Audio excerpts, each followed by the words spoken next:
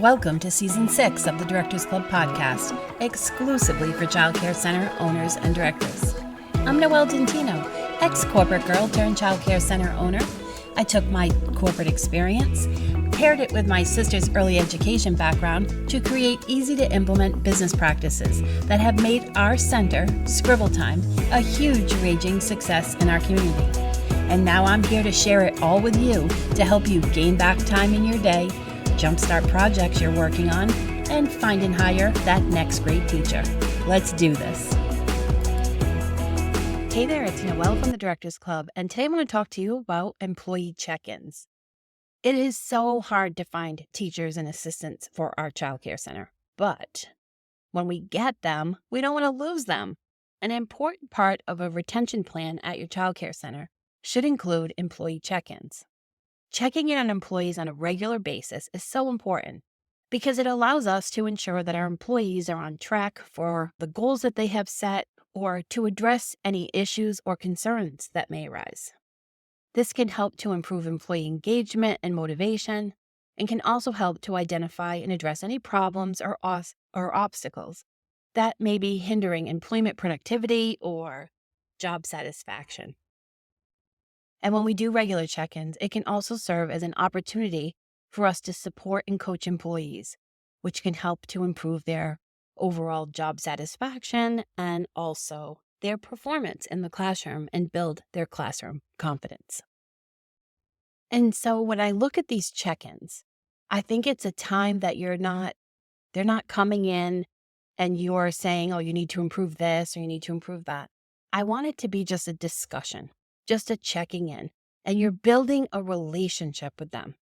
And they're getting more comfortable talking to you and sharing things with you versus when they come in, it's, oh my God, what is she going to say to me? Is she going to critique something? Did I do that wrong yesterday when she walked by?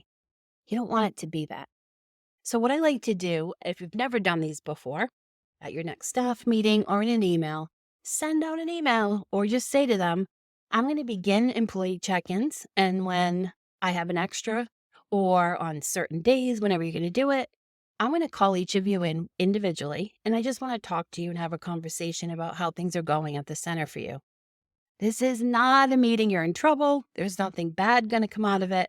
I just want to talk to everybody one-on-one.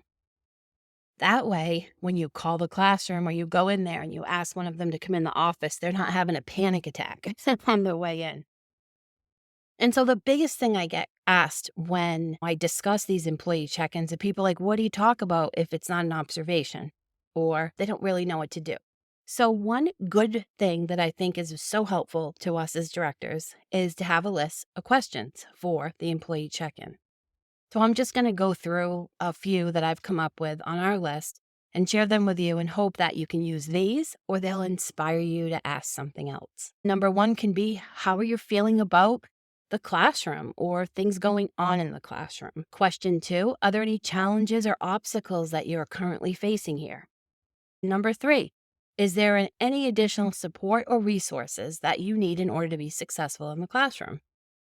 Question 4, are there any specific goals or objectives that you would like to discuss or work towards? This is a great way for you to have that conversation and really support them in or directing them on how to get the resources for those goals. Question 5, do you have any concerns or feedback that you'd like to share with me about the center? That's a great question. You can also ask another question is, are you having any problems with any people at the center?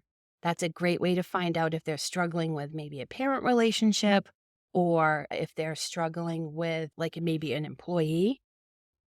Question 8, what has felt really difficult in the past week? This is a great question because it's in the moment, something they're struggling with that you might be able to solve right now. And then they won't have the struggle.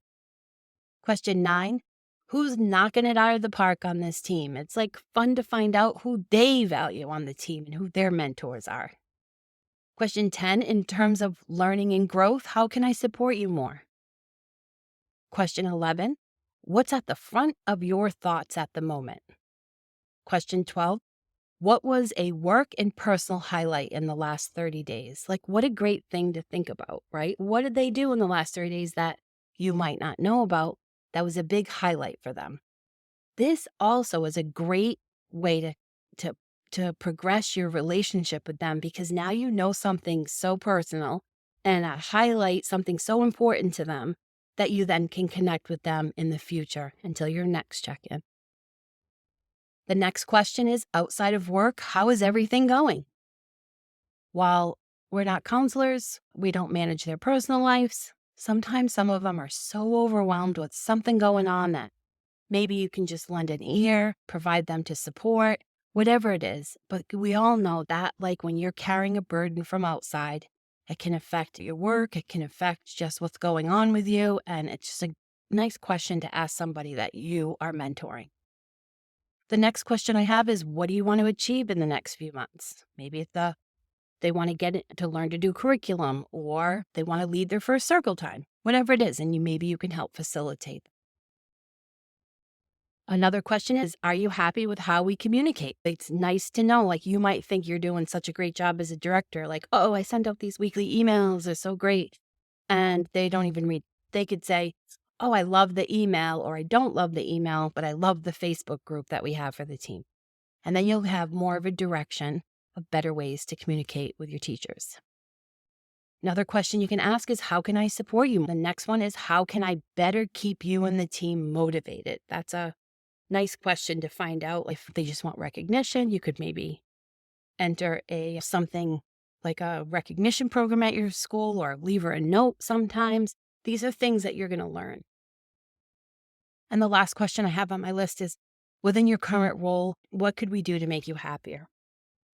And these all kind of give you a sense of how they're doing, what they want to learn, any problems they have, how do they like to communicate, how are they feeling, all those things. And when we ask these questions, don't sit during this time period and write down everything or take calls during this time or get interrupted. Go on lockdown with her, sit in your office, ask these questions or whatever questions you want to ask. And then when she leaves, take some mental notes, write down some stuff from your mental notes and just so you remember the things that she said. And then in the next couple weeks, mention those things to her. Call those things out. Oh, I see that in the meeting you said you wanted to lead circle. I saw you do it the other day. You rocked it. Leave her a note about that. If she said what motivates her, a note. Think of that. I want you to think about if you weren't doing these before or you're not consistent with them. And all of a sudden you begin to become consistent with this. And you're having those conversations with your staff. They're going to be more tied to your center emotionally. Delete, delete, delete. They're going to be more tied to your center emotionally. They're going to feel part of your vision. They're going to feel heard. They're going to feel seen. They're going to feel totally different about their employment at your center than if you weren't doing. These are also the perfect opportunity to stop sometimes employees that maybe they're having a problem and they're like, there's no way to solve it but to quit. There's always a way to solve things, right? Before they quit. But now you're creating this open dialogue where you're having these conversations. They're expecting you to have these conversations with them. And maybe they solve the problem with you instead of just walking out the door to solve the problem. So I want you to go back and I want you to sit right now and think about the questions I mentioned. Those are just a few.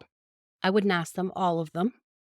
I would just ask them a few, but I do like to have a big list of questions that I would like to just have on a piece of paper on the desk so that I have a bunch of conversation starters and I can get some information.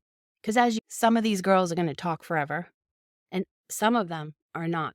And this is a great way to draw out all the things you're looking for and start with just maybe schedule like 15 minutes a person and just have these conversations and ask a few questions and get the information you want, and then always follow up after. And if you had to do something for them, make sure you follow up for them. If they told you shared something special, notice them after for it or connect with them about it. Because when we have employee check-ins on a regular basis, It really does improve their performance because they feel more valued and heard and part of the vision, and their job satisfaction. And as we all know, it is not easy finding childcare center teachers. And so we can increase our chances of them staying at our center by implementing employee check-ins and asking the right questions. I appreciate you taking your time out of your day to listen to this podcast, and I hope it helps you with your leadership at your childcare center. I hope you can go into the show notes and you can connect with me there. I have a staff meeting download that you can download if you haven't yet, a template for a staff meeting that I think is a great template to re-energize your team. It's different than just a to-do list.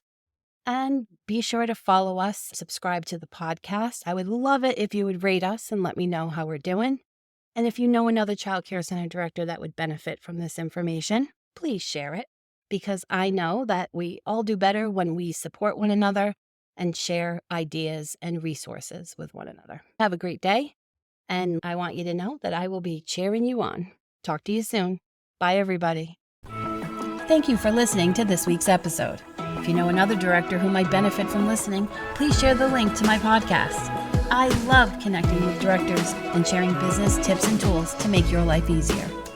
The show notes below have all the links I talked about in the podcast, along with my social media connections. I'd love you to tell me how I'm doing by rating the show or leaving a comment. Hope you have a great week, and I'm cheering you on.